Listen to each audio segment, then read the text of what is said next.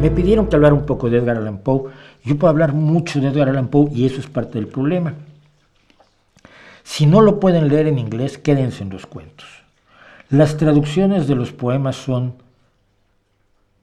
horrorosas, son hediondas. ¿Y por qué? Voy a explicarlo ahora.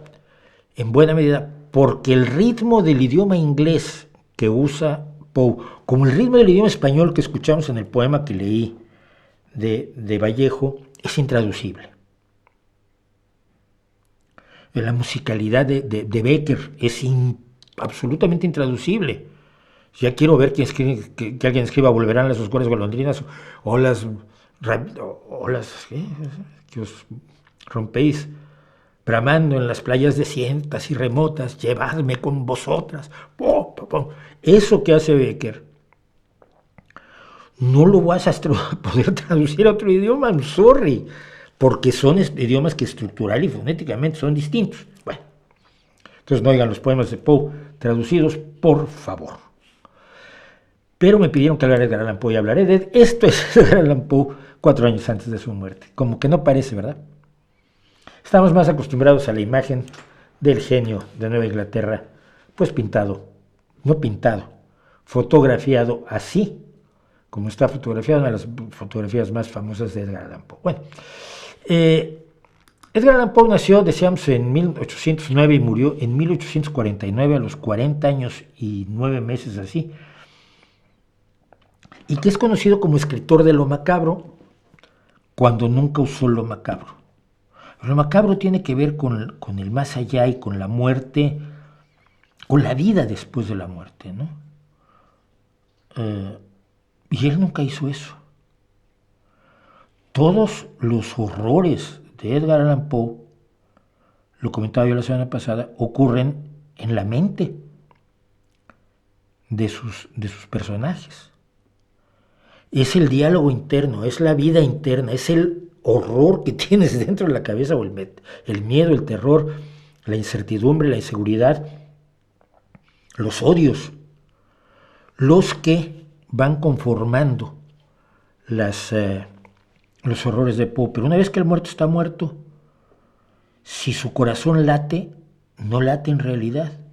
Está ocurriendo esto en la cabeza del personaje, en el cuento del corazón del ator, por ejemplo. El cuento del gato negro es el gato el que provoca la delación.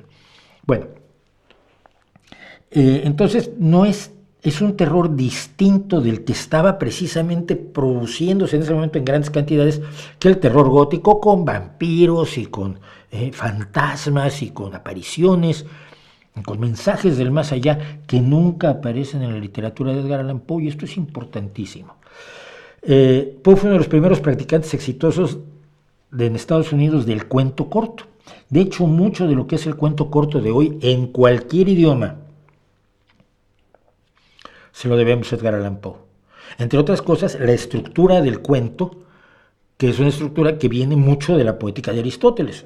Por ahí sí reconozco que para todo escritor es importante leer la poética de Aristóteles, porque dice cosas de sentido común que puedes descubrir después de muchos años de escribir, pero que puedes descubrirlas en una tarde que te leas la poética de Aristóteles, como es el hecho de que tienes que presentar una situación, tener un protagonista, que ocurra algo que cambie al protagonista. Si el protagonista es el mismo al final que al principio del cuento, de la narración, de la novela, de la película, de la obra de teatro, no vas a tener el interés del público. Bueno, pero además, Edgar Allan Poe inventa el género policial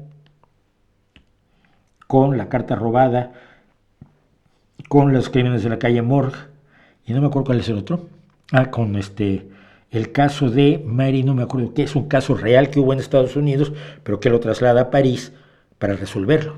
Me parece que la resolución de Poe es la correcta. Funda la literatura policíaca. En sus manejos de cosas reales, como el caso del Maelstrom, es uno de los precursores de la ciencia ficción, que en ese momento también, por entonces también está iniciando la verdadera madre de la ciencia ficción, que es Mary Shelley con el Frankenstein, y que de hecho es anterior. es el primer escritor estadounidense que se ganó la vida escribiendo. Y esto es novedoso porque miren, ya en el medievo, la mujer que escribió La ciudad de las mujeres vivió de ser novelista medieval, mujer, y vivía de esto. Pero en Estados Unidos hasta Poe nadie vivió de la literatura, o vivir es una forma de decirlo porque vivió muy mal, porque nunca se ganó verdaderamente la vida como merecería, sobre todo como merecería la gloria que le conocemos en la actualidad.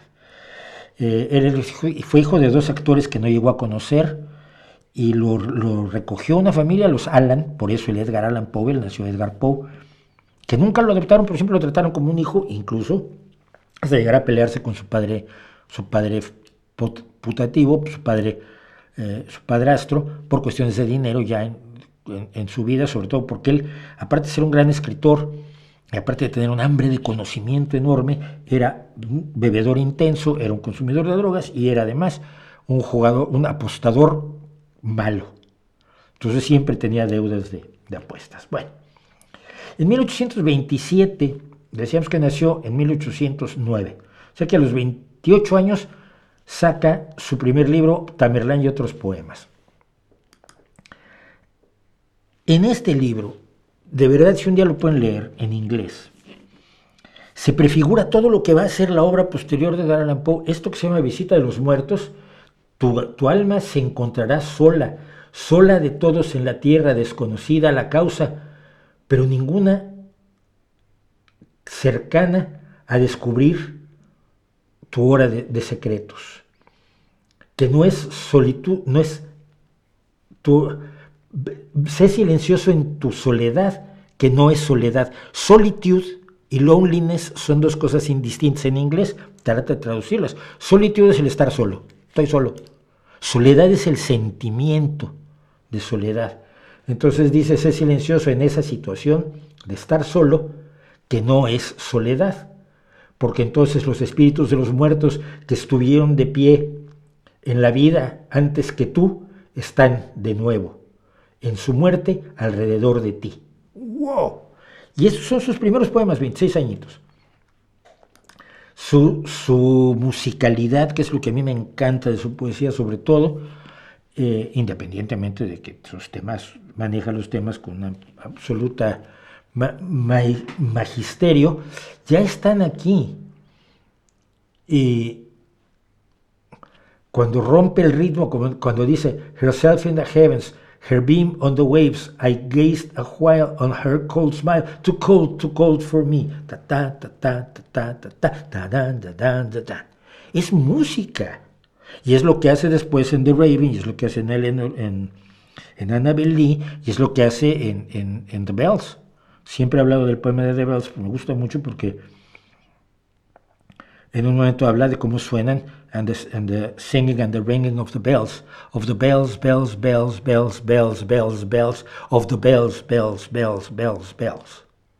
Y cada un bells de esos es campanas. Y logra, a través de la repetición de la palabra, que tú digas campanas, que sientas la idea de una campana que suena insistentemente, ¿no? Eso es un dominio del idioma que pueden tener muy pocos en este universo, de verdad, de cualquier idioma. Me da igual si es francés o español, que digo que creo que César Vallejo o Becker tienen esa capacidad poética. Quiero en esto desvelar, o sea, deshacer uno de los mitos más grandes. ¡Ay, era un pederasta! No, mira, cuando tenía 27 años, en 1836, se casó con su prima Virginia Clem, que tenía 13 años. Era una época en que la gente se casaba a los 13 y 14 años normalmente. Y de toda la vida anterior, los inventos de la adolescencia y de la juventud dorada vienen después, y vienen además como parte del hecho de que vives más años, que no te mueres a los 40 como Edgar Allan Poe. Y si vives más años y puedes tener una adolescencia más amplia, donde tengas incluso una cultura adolescente, donde se te pueda permitir que madures antes de tener hijos, pues entonces ya te casas después, 4 años después o 5 años después, a los 18. En muchos lugares todavía a los 16 es legítimo casarse. Pero era normal y vivieron 11 años juntos como una feliz pareja, con el problema de que ser feliz pareja de un bebedor, drogadicto, apostador, pues tiene sus valles y sus cimas, porque Virginia muere de tuberculosis en 1847, 11 años después. No tiene ningún éxito, él es sobre todo es crítico literario y según cuentan un crítico literario feroz, pero nunca injusto. Y él llega al éxito, finalmente la gente se da cuenta que existe, sus cuentos anteriores se publicaban, pero pues ya su primer libro de poesía, ningún crítico lo criticó, que ya es lo peor que te puede pasar, ¿no? Yo me acuerdo cuando saqué La música de los perros, que el director de la sección de cultura del Financiero, donde yo escribía El malvado, Víctor Roura, escribió media página poniendo verde la novela y a mí.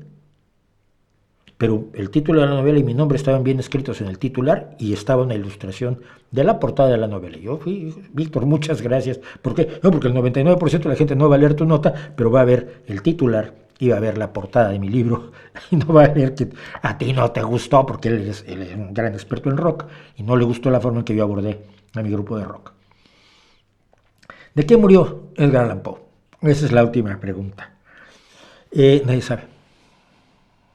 Alcoholismo, drogas, enfermedad, tuberculosis, suicidio, después de haber perdido 3 años antes a su amada Virginia. Nunca ha quedado claro. Pero sí era un escritor influyente y él es redescubierto luego por los poetas franceses. Y son los que le llevan al mundo la noticia de que, oigan, pues que ahí está ese poeta y cuentista que es una locura y una maravilla. Y que, como he dicho, tiene una influencia enorme posteriormente en todo el cuento. Una torre del idioma español, como es Jorge Luis Borges, le debe muchísimo, tanto a Lovecraft como a Edgar Allan Poe. Lovecraft en el rato sentía que era la reencarnación de Poe. A mí me parece de la gente que es importante leer. Es importante leer porque te dice cosas al oído que son relevantes, sin que sea una literatura pomposa, es una literatura que parece ligera, ¿no?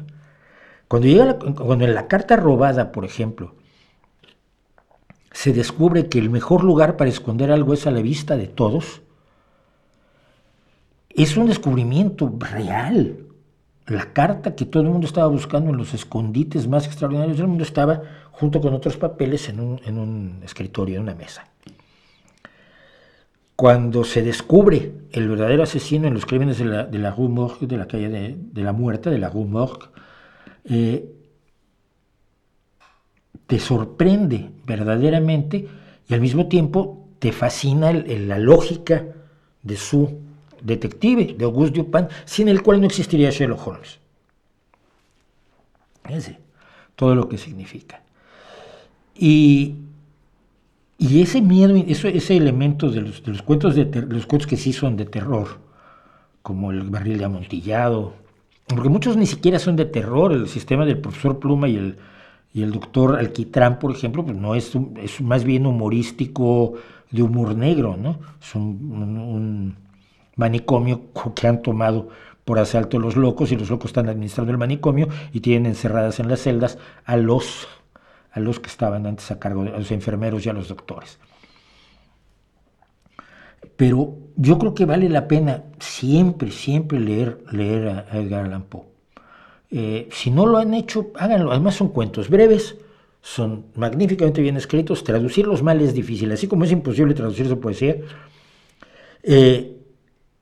La narrativa fluye de manera tan sencilla que yo creo que casi cualquier traducción de una editorial con un mínimo de reputación, será suficiente para transmitirles la grandeza literaria del señor Edgar Allan